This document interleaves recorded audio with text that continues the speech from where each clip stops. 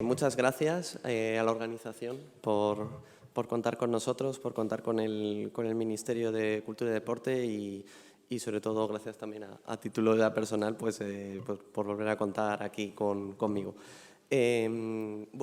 Enlazando justo con la presentación anterior, el tema que quería presentar era el de las infraestructuras hidráulicas singulares, las presas y embalses en el Plan Nacional de Patrimonio Industrial. Se trata de un patrimonio que ahora mismo está en una situación un tanto compleja debido a la normativa marco europea sobre el agua. Entonces, enlaza un poco con lo que estábamos viendo en la ponencia anterior, como a veces, en base a criterios medioambientales y ecológicos, que evidentemente hay que tener en cuenta y hay que valorar siempre, pueden menoscabar un acervo cultural que en el caso de España es bastante rico y bastante potente, que es el que tiene que ver con las infraestructuras hidráulicas. Entonces, era un poco eso la síntesis de lo que vamos a ver. Entonces, como comentaba, se trata de un patrimonio que vive en una situación compleja, un patrimonio que incluso en algunos casos podríamos decir que está en riesgo, sin temor a equivocarnos. En los últimos meses, aunque es ya una práctica que se está realizando desde hace unos años atrás, se están procediendo a algunas demoliciones de algunos de estos elementos, demoliciones, remociones, etc. Aquí vemos algunas imágenes, la de la presa de Yecla en Murcia en el año 2020, la de la presa del río Retuerta en Ávila, un azud en Cataluña en 2011. Bien, y todo esto obedece, como decía hace un momento, a la Directiva Común Europea del Agua, que en el año 2000 ya establecía como prioridad la demolición de presas y barreras levantadas en los cursos fluviales para convertirlos en corredores ecológicos y así restaurar la biodiversidad. Esto tiene una transposición al ordenamiento jurídico español con el Real Decreto 1/2001 de la Ley de Aguas y luego, derivado de la Estrategia Nacional de Restauración de Ríos. Esta estrategia, la administra, la gestiona el actual Ministerio de Transición Ecológica y del Reto Demográfico. Asimismo, la Unión Europea ha seguido profundizando y ahondando en esta idea y así tenemos la Estrategia para la Biodiversidad de 2030 que vuelve a incidir en esa necesidad de restaurar la biodiversidad en ríos mediante esta eliminación de barreras que se consideran fragmentadores ecológicos. En el caso de España, hay contabilizadas en torno a unas 30.000 presas y azudes que podrían ascender a un número de 170.000. O sea, si ya descendemos a los azudes más elementales. Estos datos están sacados, combinando fuentes del Ministerio de Transición Ecológica y del proyecto AMBER, gestionado por la Asociación Ríos con Vida. Vemos aquí sobre todo la gran concentración que hay en las principales cuencas hidrográficas y sobre todo en la zona de Galicia, Guadalquivir, Duero, etc. Desde el año 2000 se han ido retirando o desmantelando muchas de estas infraestructuras. Así, por ejemplo, en estos 20 años el total acumulado asciende a unos 600, más o menos, elementos retirados. Existe una organización que se llama Dam Removal que elabora un informe anual y en este año se puede ver cómo España se sitúa a la vanguardia de los países que están removiendo presas y barreras el último año, unas 108 en total, ¿no? Bastante a distancia del siguiente país, que es Suecia. Claro, esto genera, como vemos aquí en el caso del río Orio, la recuperación, efectivamente, de esa conectividad fluvial, esa mejora de la calidad de las aguas, en este caso, que se aprecia también en esta imagen y que, evidentemente es un elemento de renaturalización y también de recuperación. Sin embargo, podemos encontrarnos también con la otra cara de la moneda, como ocurrió en este municipio de Chocoto, en Navarra, en el que los vecinos se movilizaron para impedir, por parte del gobierno navarro en este caso, la remoción de esta presa, de este pequeño azud, que consideraba un elemento identitario, un elemento que forma parte de la imagen del municipio, un elemento que les representaba y que era una de las, decían, ¿no?, de las postales de este pequeño municipio situado cerca de Elizondo. Entonces, claro, esto lo que nos lleva es a plantearnos que efectivamente, por un lado, tenemos que sopesar y lograr este equilibrio entre el patrimonio cultural y la conservación y restauración ecológica. Y en el caso de España, además, con especial sensibilidad, porque se trata de un patrimonio muy singular e identitario dentro de nuestro acervo. Como dice Norman Smith, ¿no?, uno de los más reputados investigadores sobre el tema de presas y embalses, España tiene una historia de construcción, tiene la historia de construcción de presas más dilatada, más continua y más importante del mundo, probablemente. En el caso de la antigüedad media de las principales presas de España, tenemos que, bueno, en torno al 8%, que vendría a ser más o menos más de un centenar, serían anteriores a 1916, muchas incluso origen romano, medieval, etc. A continuación tendríamos en torno a unas 500 que serían anteriores a los años 60, sobre todo concentrándose en el siglo XIX, en la primera mitad del siglo XX, y la gran mayoría de ellas se habrían levantado con posterioridad a los años 50, coincidiendo con el llamado también desarrollismo. Aquí tenemos todo ese acervo, todo lo que la cultura material que generan, tanto material como inmaterial, que generan estas infraestructuras y estos elementos de nuestro patrimonio. Por ejemplo, tenemos un dibujo original de Juan Bautista Antonelli, un ingeniero de la época de Felipe II, de la presa de Tibi, donde se ve perfectamente pues, el esquema de funcionamiento, etc. También, por ejemplo, grabados, un grabado de las ruinas de la presa de Mazarambroz o de Alcantarilla, en Toledo, del siglo XVIII. También la construcción de la presa del Gasco en la Comunidad de Madrid, proyecto subvencionado en aquel momento por el Banco de San Carlos, el germen del actual Banco Nacional de España. Tenemos también aquí unas vistas de la presa denominada también del Mar de Ontígola, que es la que suministra el agua al Real Sitio de Aranjuez y en la que intervino el mismísimo Juan de Herrera, en la época también de Felipe II.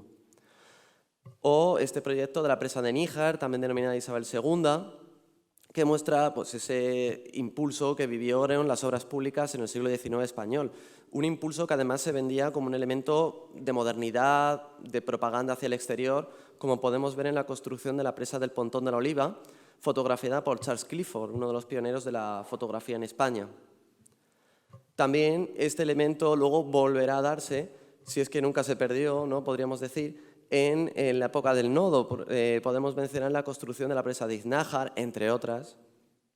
Aquí vemos muchas inauguraciones que tuvieron lugar durante la época de la dictadura, que también tuvieron otro reverso en muchos casos, que supuso el anegar muchos pueblos, muchos municipios, muchos lugares que tenían también un patrimonio cultural preexistente. Aquí vemos el caso de un pequeño municipio que se anegó en Barcelona, San Román de Sau, Aceredo en Orense, que cuando baja el nivel del mar, el nivel de las aguas, se ve claramente la estructura urbana del antiguo municipio. Esto ha sido objeto de alguna exposición también. Podemos mencionar la exposición Región en la Fundación Cerezales de León en torno a esta memoria de los pueblos inundados en los tiempos de la dictadura.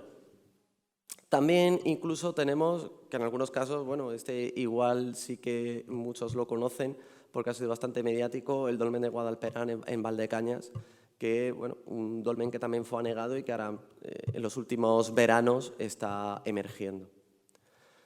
También muchas de las presas e infraestructuras hidráulicas españolas tienen un poder muy fuerte en el imaginario incluso cinematográfico.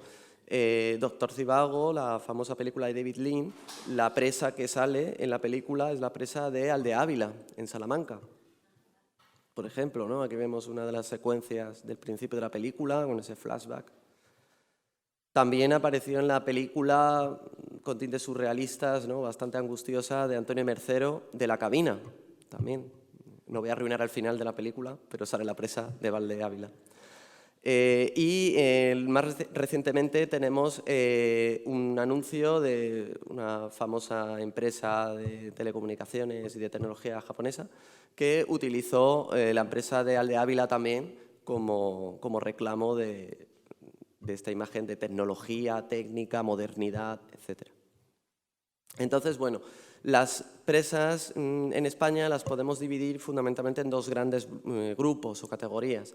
Las anteriores al siglo XX, donde su aprovechamiento básicamente va a ser para usos hídricos, riego, etc. y las posteriores al siglo XX. Entonces, bueno, un poco para que nos suenen conceptos y para tener un poco así el esquema, las principales tipologías de las denominadas presas de fábrica van a ser por gravedad, por arcobóveda, como dice su nombre, tienen un radio de curvatura, y por contrafuerte, con estos elementos que lo que hacen es realmente pues, como apuntalar el muro frente a la presión y el empuje del agua. Ejemplos que tenemos en España, en un pequeño recorrido que podemos hacer. La presa de Proserpina en Mérida, de época romana, declarada Patrimonio Mundial de la UNESCO en el año 86 y que, bueno, es del siglo I a.C., unos 400 metros de largo, 21 metros de alto, en uso durante la época medieval y actualmente también pues, sigue abasteciendo de agua. La presa de Cornalvo, también en Mérida, que también es Patrimonio Mundial desde el año 93, se amplió la nominación de Mérida, y que también es otra presa de origen romano, de unos 18 metros de alto, siglo II después de Cristo. Podemos mencionar también la presa de Almonacid de la Cuba, en Zaragoza, en Aragón, declarada bien de interés cultural, la máxima categoría de protección del patrimonio histórico en España. Y esta tiene la peculiaridad de que se trata de la presa romana de mayor altura conservada en el mundo. Llega a alcanzar los 30 metros de alto, sí, 34 exactamente. También tenemos en otros puntos de la geografía española la presa de Román, en Jumilla, fue objeto también de numerosas reformas, pero mantiene originariamente la fábrica romana. La presa de Alcantarilla, la que habíamos antes en el grabado de la ilustración, que ha sido recientemente declarada BIC por la Junta de Castilla-La Mancha. Y en la Edad Media vamos a tener una aportación muy importante por parte de la cultura musulmana, que va a ser la del azud. Azud viene del árabe asud, que significa barrera, o sea que es un término bastante explícito. Los azudes, a diferencia de las presas, lo que hacen es embalsar o remansar, mejor dicho, el agua, porque lo que dejan es que fluya por arriba. Lo que pasa es que la elevan, sobresalen unos 50, 60 centímetros y dejan que rebase y desborde. Lo que hacen realmente es reconducir el agua para acequias y otro tipo de conducciones hidráulicas. Aquí tenemos, por ejemplo, un ejemplo de azud en Ondara. Uno de los más importantes en Murcia, también declarado bien de interés cultural, el de la Contraparada. Hay que decir también que muchas de estas obras, debido precisamente a su uso continuado en el tiempo, han sufrido numerosas restauraciones. Esta, por ejemplo, pues, fue objeto de restauraciones en el siglo XVIII y XIX, o sea que están expuestas a esas obras de mantenimiento necesarias. También tenemos el azud de Muchamiel o Muchamel, también declarado recientemente bien de interés cultural por la Comunidad Valenciana, y que además en su declaración BIC incluía una serie de elementos auxiliares muy interesantes, como por ejemplo la denominada Casa del Azutero, que era la persona encargada de vigilar y de controlar el mantenimiento del azud, también avisar frente a avenidas, etc.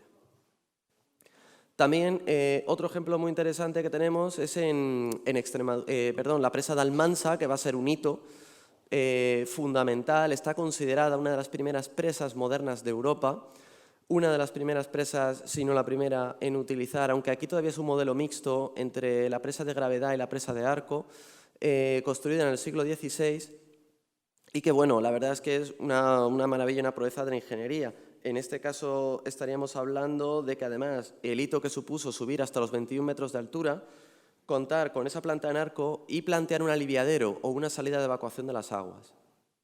De hecho, se puede observar que en ese recrecido pues, juega con la presa de gravedad y la curvatura. Esta presa, o las enseñanzas de la presa de Almansa, luego se aplicarán a la presa de Tibi, que es la que veíamos antes el dibujo de Antonelli, declarada también bien de interés cultural por la Comunidad Valenciana, de 1580, una también de las más importantes que encontramos en Europa, o la presa del Pantano de Elche, también muy vinculada al palmeral, que, como bien sabemos, es Patrimonio Mundial de la UNESCO. También es una presa en arco y, bueno, decir que entre esta y la presa de Almansa no se conseguirán alturas superiores hasta la época de la Ilustración. Por tanto, estamos hablando de realmente auténticos monumentos, que además, en el caso de la presa de Elche, también se mantiene en uso. En el caso de Extremadura tenemos también un conjunto muy interesante de presas barrocas que van a tener un papel muy interesante porque se van a exportar a Latinoamérica. a los antiguos virreinatos. Por ejemplo, tenemos la de Zalamea de la Serena, también denominada La Charca. Esta aparece en el Plan Nacional de Patrimonio Industrial. La de Feria, también en el Plan Nacional de Patrimonio Industrial. O la presa también del Gasco, que esta corresponde a un proyecto ilustrado que se frustró en el siglo XIX. Iba a haber sido, durante su construcción lo fue, la presa más alta del mundo. Formaba parte de un ambicioso proyecto para comunicar Madrid con el Cantábrico. Iba a tener salida cerca de la zona de Reynosa, a través de Reynosa, por Cantabria, etc. Y, bueno, por diferentes problemas económicos, técnicos, etc., la presa pues, nunca llegó a entrar en uso, su construcción se abandonó, además, con motivo de una tormenta hubo un derrumbe, parece ser que no estaba bien concebida a nivel técnico.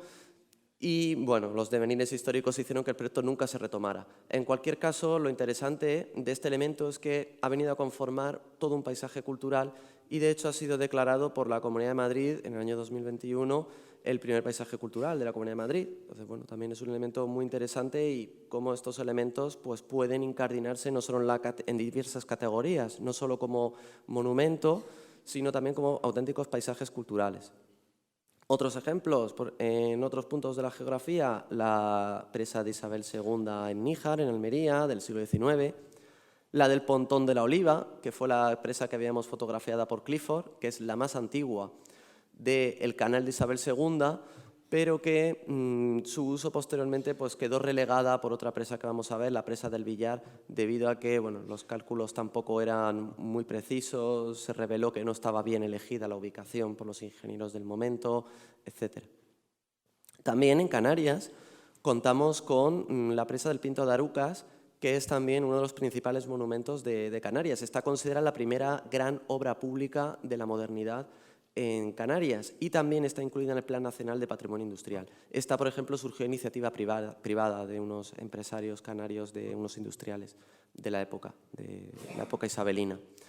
La presa del Villar, como comentaba hace un momento, es la que va a sustituir a la del Pontón de la Oliva y actualmente está en uso y forma parte del canal Isabel II y es una de las principales presas que abastecen a la ciudad y a la Comunidad de Madrid.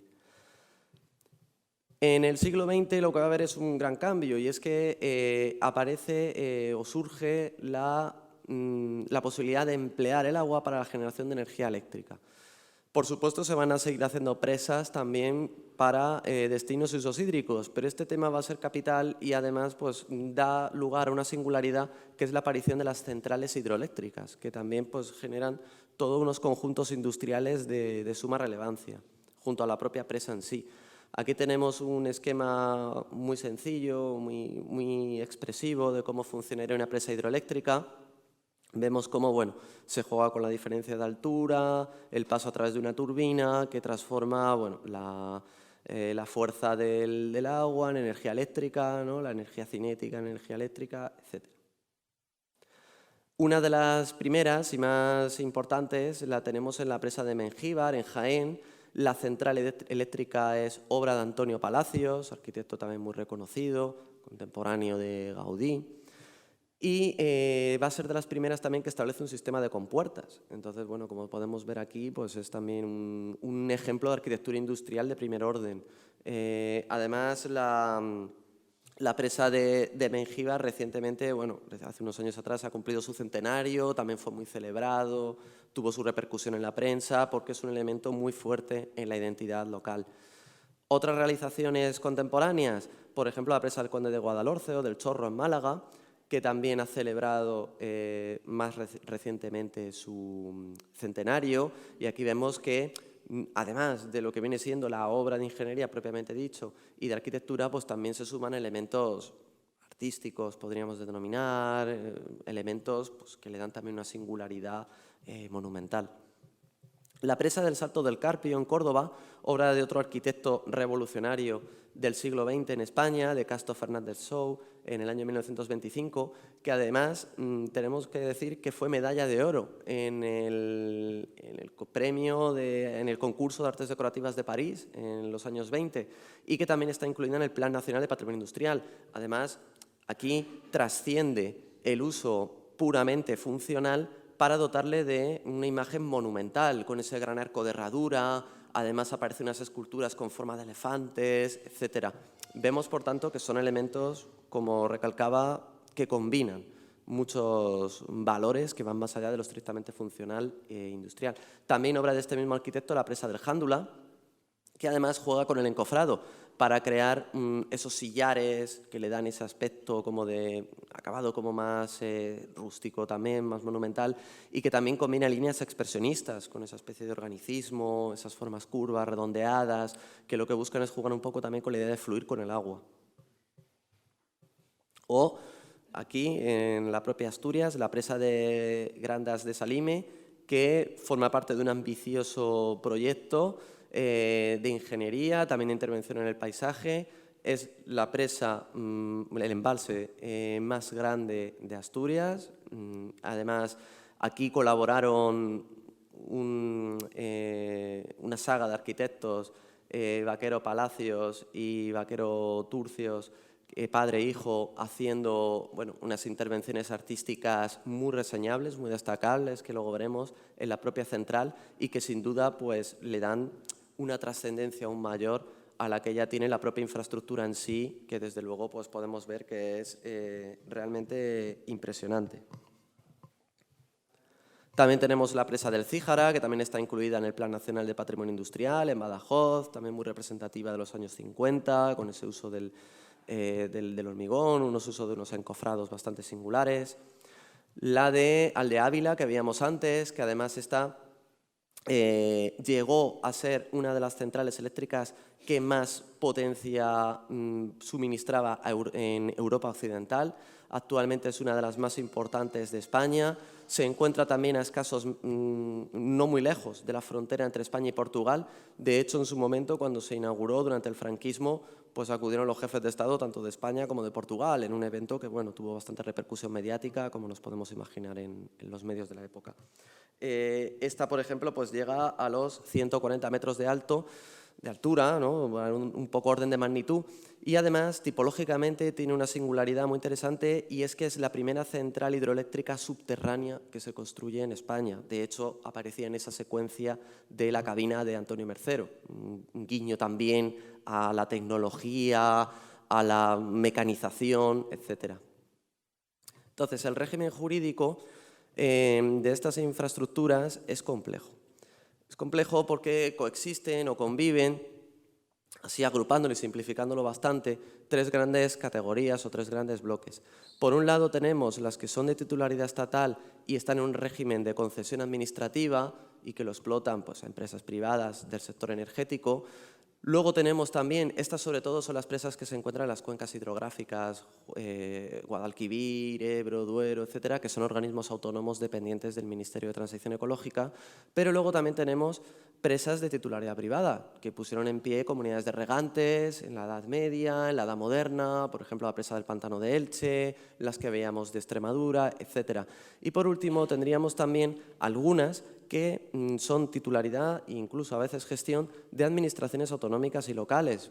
Por ejemplo, está la Agencia Vasca del Agua, la que veíamos antes de Navarra, etc. Por tanto, vemos que es un régimen en el que la gestión de estos elementos conlleva necesariamente al diálogo entre administraciones y entre ministerios. Para coordinar un poco todo esto y para poder, de alguna manera, unificar criterios y poder actuar de manera conjunta y coordinada, se creó, entre otras cosas, el Plan Nacional de Patrimonio Industrial, que se puso en marcha en el año 2000 a iniciativa del Ministerio de Cultura y Deporte y que actualmente coordina el Instituto del Patrimonio Cultural de España. Este Plan Nacional de Patrimonio Industrial establece unos criterios para poder ser incorporado o incluido dentro del mismo, y esos criterios los clasifica en estos tres grandes bloques. Por un lado están los criterios intrínsecos, entre los que se cuenta con el valor testimonial como testimonio histórico, el valor de singularidad y o representatividad tipológica, el de autenticidad y el de integridad. El segundo gran bloque serían los criterios patrimoniales, entre los que contaríamos con histórico, social, artístico, tecnológico, arquitectónico, territorial, que podríamos decir que el territorial alude o implica el paisaje. Y por último tendríamos los criterios de viabilidad. El Plan Nacional es sobre todo un documento operativo, un documento ejecutivo, y lo que busca es la posibilidad de ver hasta qué punto se puede intervenir, actuar y poder proteger activamente estos elementos. Aquí, entre ellos, tendríamos la posibilidad de actuación integral, el estado de conservación, el estado o la actualidad en cuanto a la gestión y mantenimiento, la rentabilidad social, qué reversión puede tener de cara a las comunidades locales, y la situación jurídica, que como hemos visto es un elemento que hay que tener en cuenta especialmente. Dentro de las actuaciones del Plan Nacional del Patrimonio Industrial, una iniciativa muy interesante que se ha llevado a cabo en el campo de las presas y embalses fue este estudio de presas anteriores al año 26 asociadas a procesos industriales.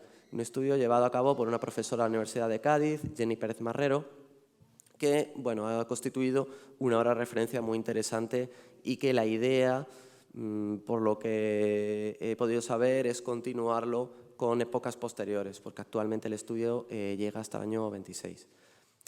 Paralelamente, y por un lado tenemos, como decíamos, el Plan Nacional a efectos de ser incorporado dentro de ese Plan Nacional, luego tenemos también los valores culturales que se valoran desde el Ministerio de Cultura, concretamente desde la Subdirección General de Gestión y Coordinación, para las declaraciones BIC, como bienes de interés cultural. Entonces, lo que se ha hecho es, en cierta medida, partir de los valores del Plan Nacional para estar en coherencia y en concordancia con ellos.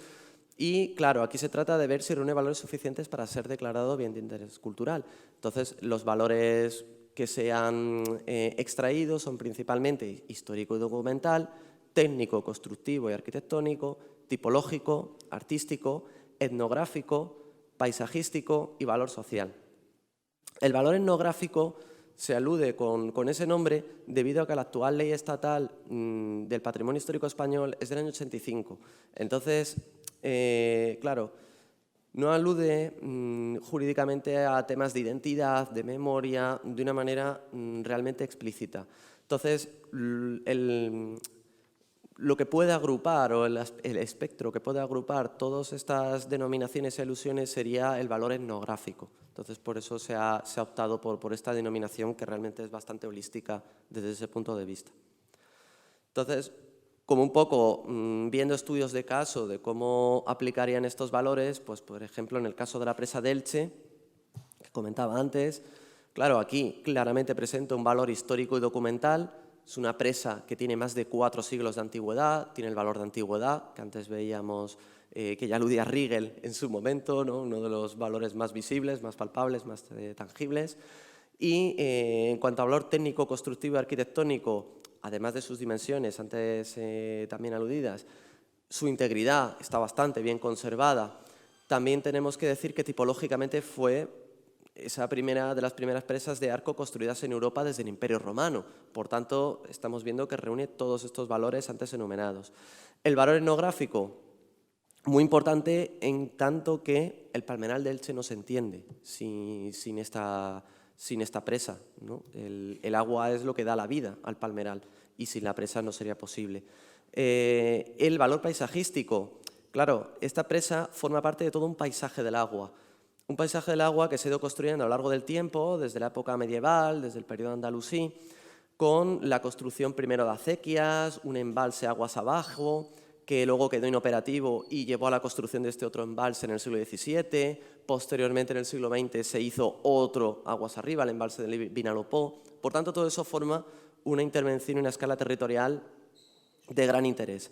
Y luego, por último, también presentaría un valor social claramente muy relevante por la importancia que tiene no solo para los regantes, sino para el propio palmeral y además como lugar de visita turística, ¿no? Es un importante activo para el patrimonio ilicitano, para el patrimonio local, etc.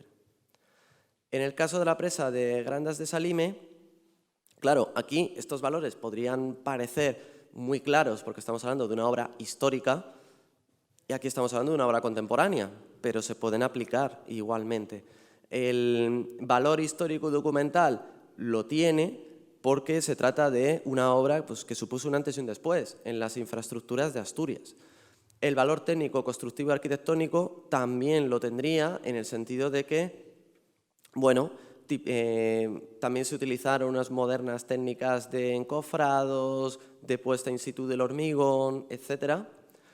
El valor tipológico quizá no es tan relevante porque no innova tanto como la que hemos visto anteriormente, que era muy claro, pero valor artístico esta sí lo tiene. Valor artístico porque tiene la intervención de murales, de elementos plásticos, artísticos, etcétera, de Vaquero Palacios y de Vaquero Turcios, que ahora veremos las imágenes.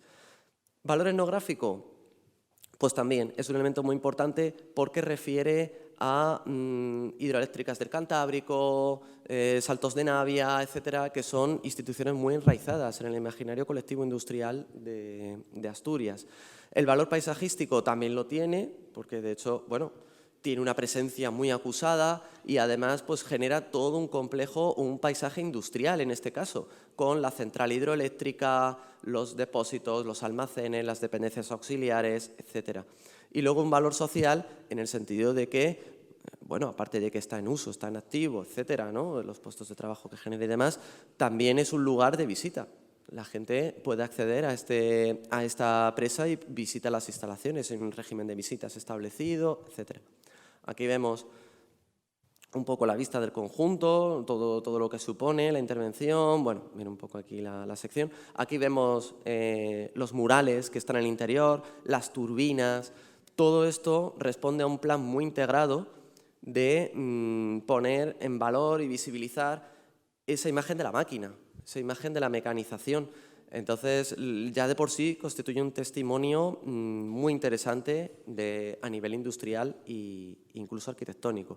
Otro ejemplo que podría venir muy de la mano, el embalse de Doiras también, que tiene vinculado pues, esta central de Silbón, que es obra de Álvarez Castelao, de Lorza, que bueno, también tiene unas características muy similares a las que veíamos antes. Sobre todo, un valor constructivo, por el empleo también del hormigón, que aquí fue también de una manera bastante innovadora para la época, artístico, con estas vidrieras, esta forma también de buscar esa diafanidad, como crear una especie de espacio de luz, una catedral de la máquina, podríamos decir.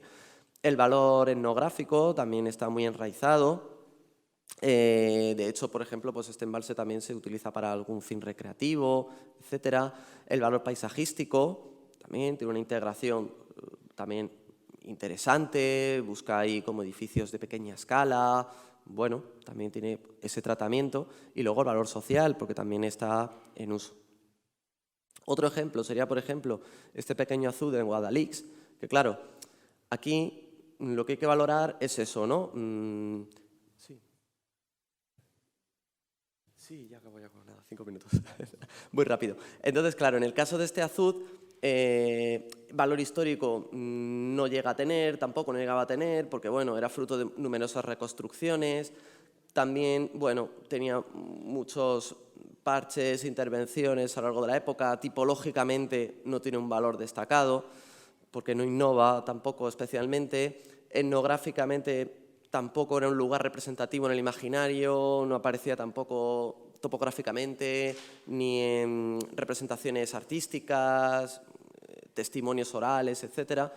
Luego, valor paisajístico podría tener, y valor social realmente era escaso. Entonces, ¿quiere decir esto que no tiene ningún valor cultural? No, puede que lo tenga, pero para ser declarado bien de interés cultural, pues la verdad es que tampoco llega a esos estándares que veíamos antes más exigentes.